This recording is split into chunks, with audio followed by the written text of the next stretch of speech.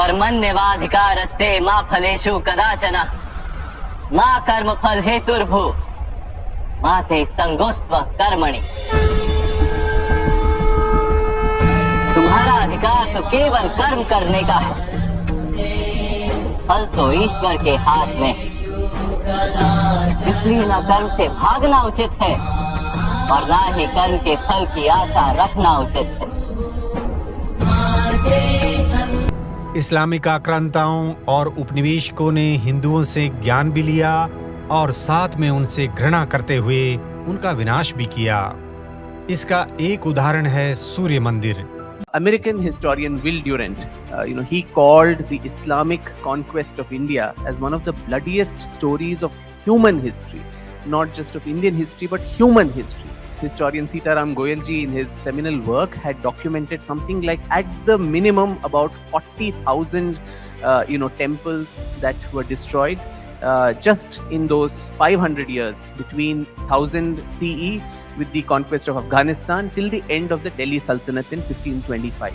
The population of the subcontinent itself, the Indian subcontinent, fell by 80 million between this same period. Close to 25 lakh women were taken away as slave traders, sex traders to the faraway lands of the Middle East, to Afghanistan, to Ghazni.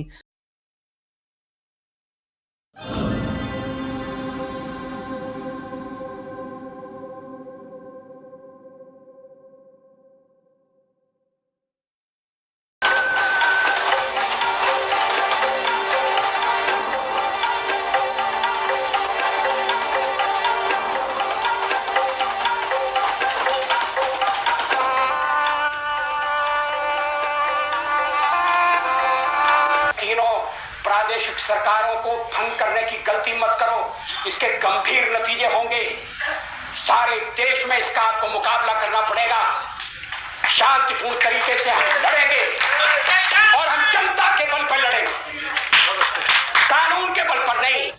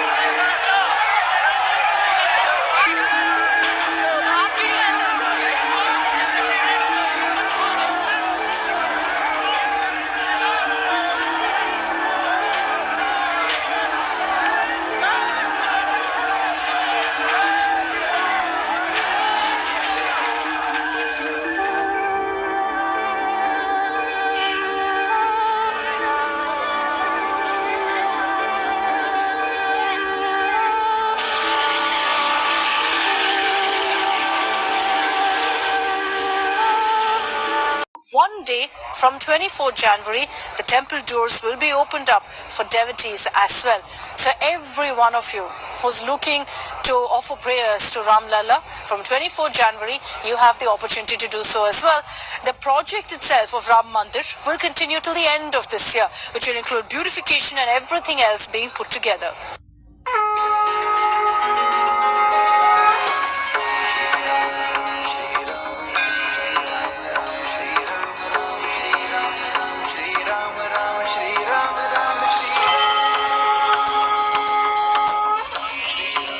The construction of the ground floor is almost complete. The remaining work will be completed by 15th January. This floor will be adorned with 18 kapats or doors, of which 14 are gold plated. All these doors will be installed at their designated places by 15th January. Hare Krishna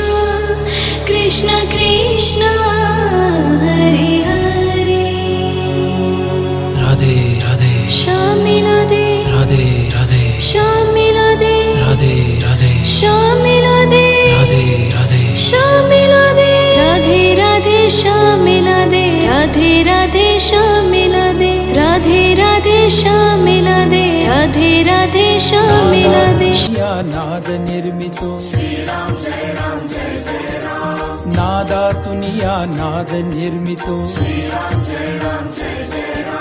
नाद निर्मितो मंगलधाम परब्रह्मात आहे राम चैतन्यात आहे राम सत्संगाचा सुगंध राम।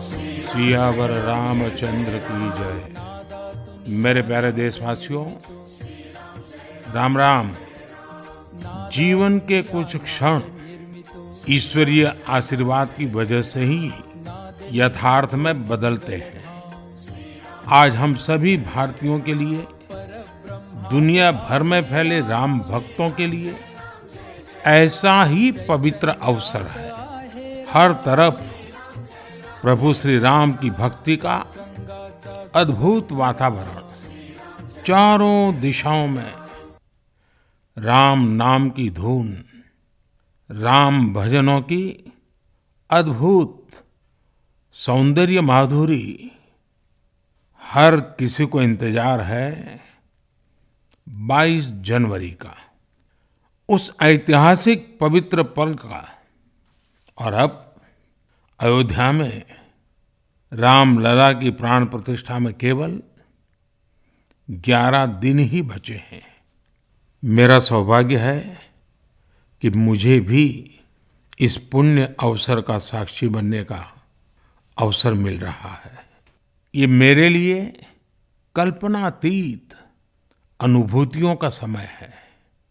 मैं भावुक हूँ, भाव विह्वल हूँ।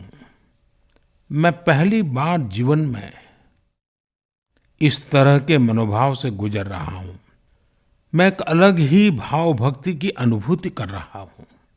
मेरे अंतर मन की ये भाव यात्रा मेरे लिए अभिव्यक्ति का नहीं, अनुभूति का अवसर है।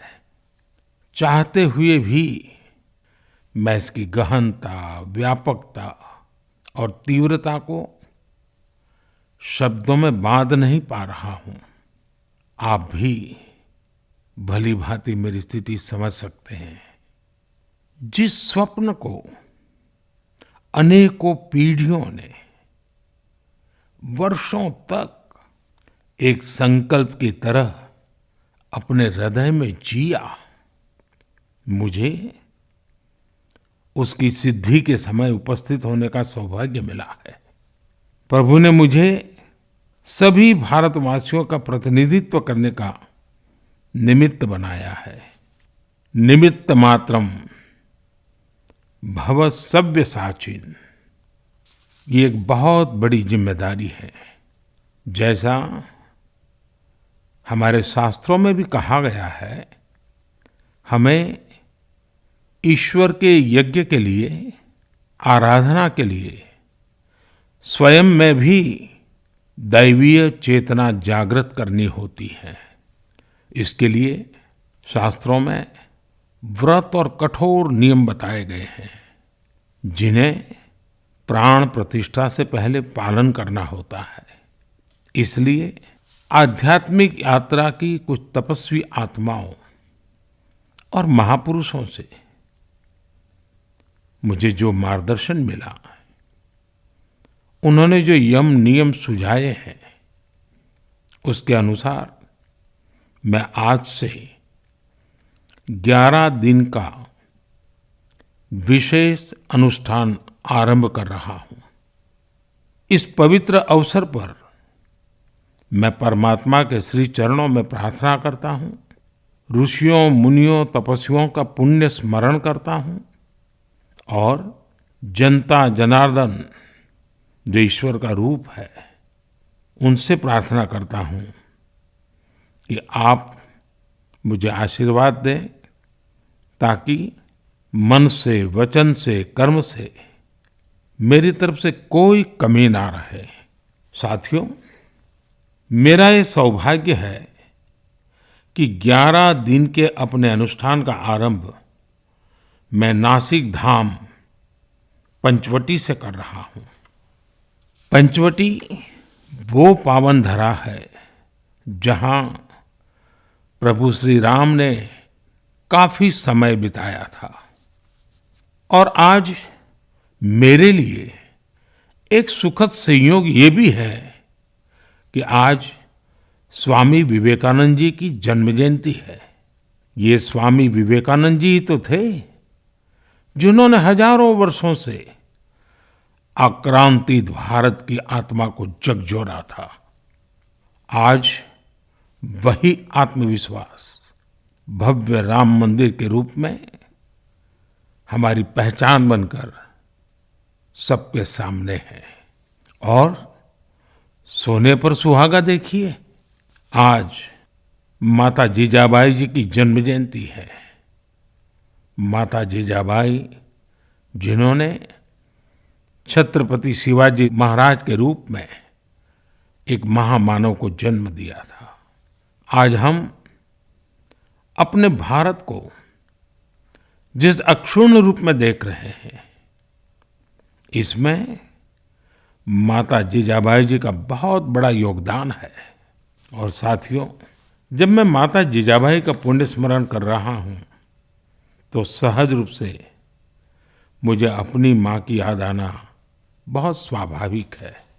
मेरी माँ जीवन के अंत तक माला जपते हुए सीताराम का ही नाम भजा करती थी। साथियों, प्राण प्रतिष्ठा की मंगल घड़ी, चराचर सृष्टि का वो चैतन्य पल, आध्यात्मिक अनुभूति का वो अवसर, गर्भगृह में उस पल क्या कुछ नहीं होगा। साथियों, शरीर के रूप में तो मैं उस पवित्र पल का साक्षी बनूंगा ही, लेकिन मेरे मन में, मेरे हृदय के हर स्पंदन में 140 करोड़ भारतीय मेरे साथ होंगे। आप मेरे साथ होंगे, हर राम भक्त मेरे साथ होगा। और वो चैतन्य पल हम सबकी साझी अनुभूति होगी। मैं अपने साथ राम मंदिर के लिए अपने जीवन को समर्पित करने वाले अनगिनत व्यक्तित्वों की प्रेरणा लेकर जाऊंगा। त्याग तपस्या की वो मूर्तियां, 500 साल का धैर्य, दीर्घ धैर्य का वो काल, अनगिनत त्याग और तपस्या की घटनाएं, दानियों की, बलिदानियों की गाथाएं। कितने ही लोग हैं जिनके नाम तक कोई नहीं जानता, लेकिन जिनके जीवन का एकमात्र ध्येय रहा है भव्य राम मंदिर का निर्माण। ऐसे असंख्य लोगों की स्मृतियां मेरे साथ होगी। जब 140 करोड़ देशवासी उस पल में मन से मेरे साथ जुड़ जाएंगे और जब मैं आपकी ऊर्जा को साथ लेकर गर्भगृह में प्रवेश करूंगा तो मुझे भी एहसास होगा कि मैं अकेला नहीं, आप सब भी मेरे साथ हैं। साथियों, ये 11 दिन व्यक्तिगत रूप से मेरे यम नियम तो है ही, लेकिन मेरे भाव विश्व में आप सब समाहित है। मेरी प्रार्थना है कि आप भी मन से मेरे साथ जुड़े रहें। रामलला के चरणों में मैं आपके भावों को भी उसी भाव से अर्पित करूंगा जो भाव मेरे भीतर उमड़ रहे हैं। साथियों, हम सब इस सत्य को जानते हैं कि ईश्वर निराकार है, लेकिन ईश्वर साकार रूप में भी हमारी आध्यात्मिक यात्रा को बल देते हैं।